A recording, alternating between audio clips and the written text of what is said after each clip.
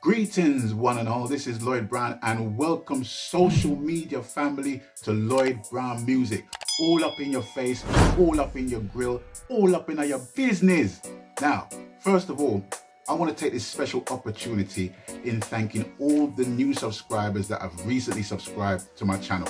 You could have been doing so much other things in your lives in these perilous, uncertain, unprecedented times, but you chose to subscribe to my channel, and I'm deeply grateful for that. I just hope that I can be of some inspiration to you all and entertain you somewhat with what I do in my day job, as it were. Now, many people have been asking me, Lloyd, when are you going to do your tutorials? When are you going to start doing your tutorials, man? Well, the answer is from now, because I'm going to ease you in very, very gently as to how I construct my rhythm tracks, my beats, call them what you will.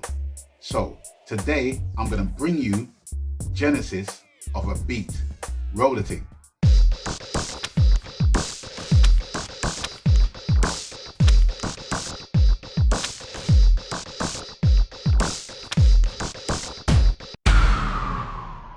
So here we are in the laboratory where all the magic happens, Lloyd Brown's Rhythm Works production house. And first of all, I just want to say thank you to all the new subscribers that have recently subscribed to my YouTube channel. I fully appreciate the gesture. You could have done many other things with your time in your lives, and you chose to subscribe to my channel. So I want to thank you all for that to begin with. I've been getting many requests to provide tutorials in many different aspects of music making. So I want to start off gently and smoothly by actually giving you an insight as to how I create rhythms, how I create beats and what have you. Now, quick disclaimer again, I am not trying to show you that my way is the best way, but I'm just showing you that my way is a way to create your beats, to create your rhythm tracks and what have you. And I wanted to bring you the process from my standpoint, which is not necessarily this process that I'm going to show you that I do all the time. Rhythms can basically come about from the most obscure of places, but one thing is for sure, I try my best to make rhythms as different to the ones I've made before, therefore giving a variety to my repertoire. I really think that is important as a music maker, instead of just doing the same one drop, four to the floor kind of vibe all the time. Finding different ways of creating beats is very important. So with every beat starts with something at the source of it all, something that emanates from that very thing to become the tune that you will finally hear in your headphones or on your speakers, through your speakers, wherever. Now, usually I would try and create some kind of a groove. It's not necessarily the only way to do it. Sometimes I might have a melody, sometimes I might have a lyric, and it evokes chords in my head that I play out on a keyboard. But on this occasion, I'm going to start with a loop. Now, the original loop that I basically picked out was this one from my vast library of samples that I have, and I just want to play you the dry loop that I had, and it goes like this.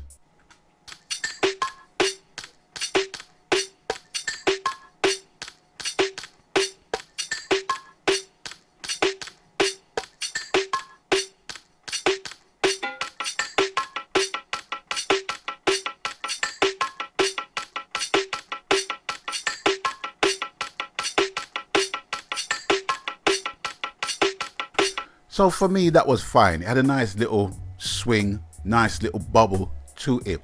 But the only thing I found with that loop was that on the second half of it, it got a bit busy with the whole.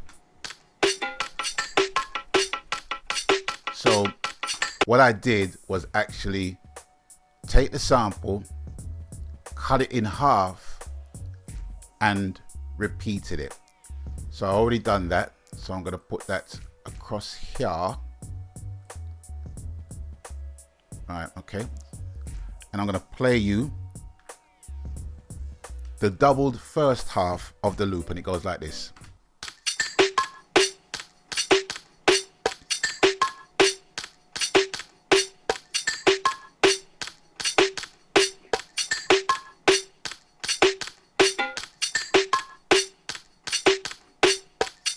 And that's basically it. And as you can hear from the first half, it actually caught a clip of the cowbell, whatever it is, that keeps going in rapid succession of each other.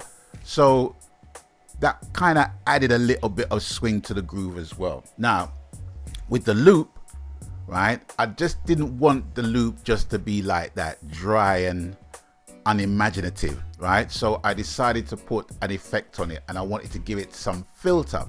So going into the editing part of it, I got a plugin called Easy Mix. You see, I loved all the easy stuff that Toontrack's got to offer.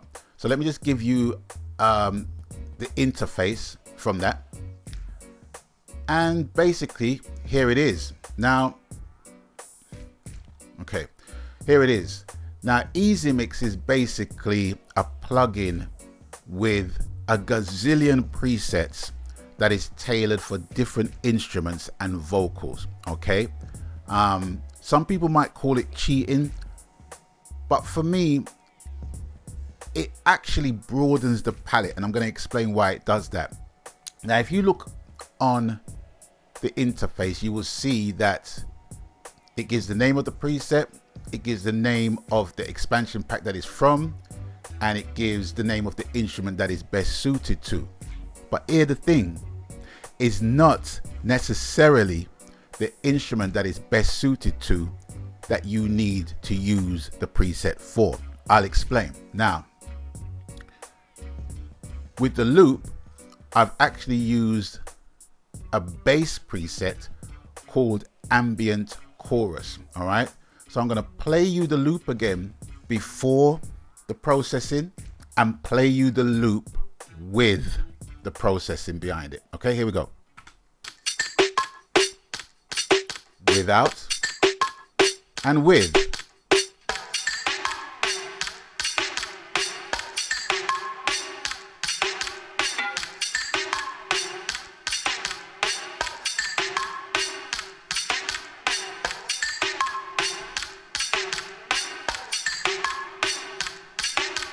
Okay, so basically that was that. So I'm happy with that. Nothing more needs to be done with that at the moment, okay? Because it provides the airiness and the space and just the overall vibe of the groove. What I done next was actually I went into Groove Agent, which is basically a sampler. And if I go into the interface right here, I loaded up a kit called Urban Ballads Kit number 1, and I actually played it.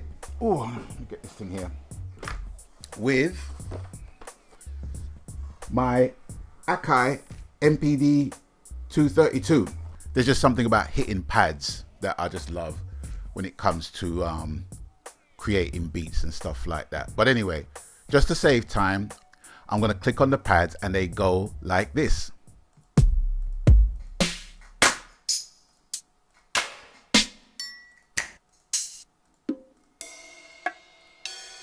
Okay, so those are the sounds within the Urban Ballads kit in Groove Agent SC5. Now, when I actually recorded the drum patterns, for some strange reason, they came out on the left channel.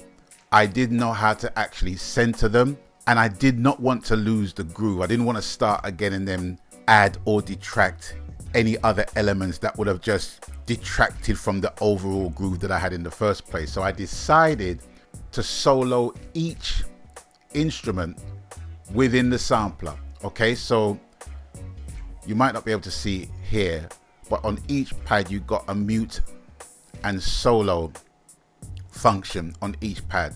So what I did was actually soloed each instrument, and when I done that, basically created a loop to record each instrument, and the process for that was to actually render the track in place.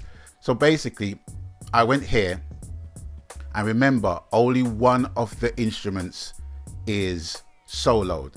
So let's say for argument's sake it was the shaker. So what I would do, I would go into edit, and go into render in place, and I can choose to actually change the settings, i.e. take off any effects that's on there, or keep the effects that I have within the settings of that sample within Groove Agent. So I decided to keep the settings. It just makes sense on this occasion. So if I click on that, so I'm going to select the event and I'm going to go on edit, render in place, render with current settings, and there you go. It actually renders from MIDI to audio, and as you can see, the audio was on the left channel. Okay, so let me just undo that real quick. So what I did was I followed the procedure with each instrument, and with every instrument it was on the left channel. So I decided to take each track that I rendered, went into processes, stereo flip, and it gives you the option to merge.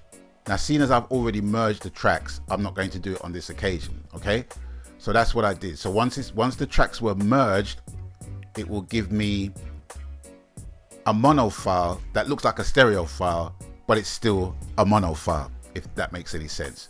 So I done that with all of the instruments. Okay, some I kept the effects and some I did not.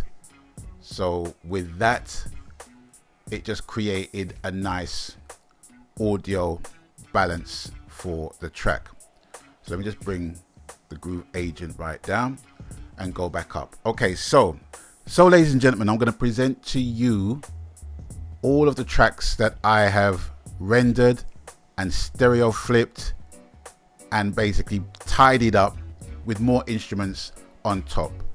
And here is the vibe that I got for you now. And it goes a little something like this.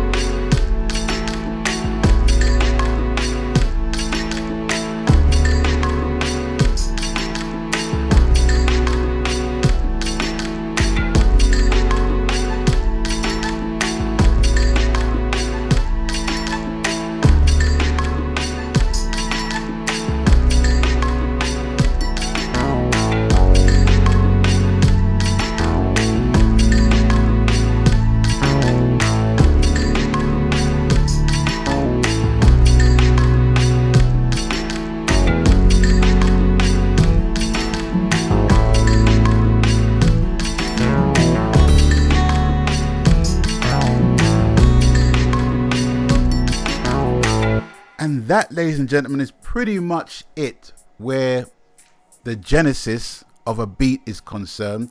There's a lot more to do with it. It's not the finished thing. With easy keys, I just literally just put a stock playing style, which went under the gospel folder, but with that particular file I can actually change the notation and what have you, but I just needed something that would just follow the chords in a nice flowing style. So that will basically change, and I use different other plugins that I will definitely show you in depth in future episodes, but I just wanted to give you like a little vibe as to how I build my rhythms, or my beats as the youth them would say, you know what I'm saying? And there you have it, ladies and gentlemen, boys and girls, just one of the ways I construct my rhythm tracks, construct my beats, and I hope that you've enjoyed the process. Now, if this video has been of any use to you, people, please smack the like button, smack the subscribe button, tell a friend if you got, tell a friend if you got, tell a friend. And I want to thank you all for watching. Thank you all for stopping by. And as always, you don't know the coup. People, please abstain from foolishness, even your own. I'm going to bid you an adieu for now. And until we link up next time, people stay blessed. I'm out of here. Maganski. Laters.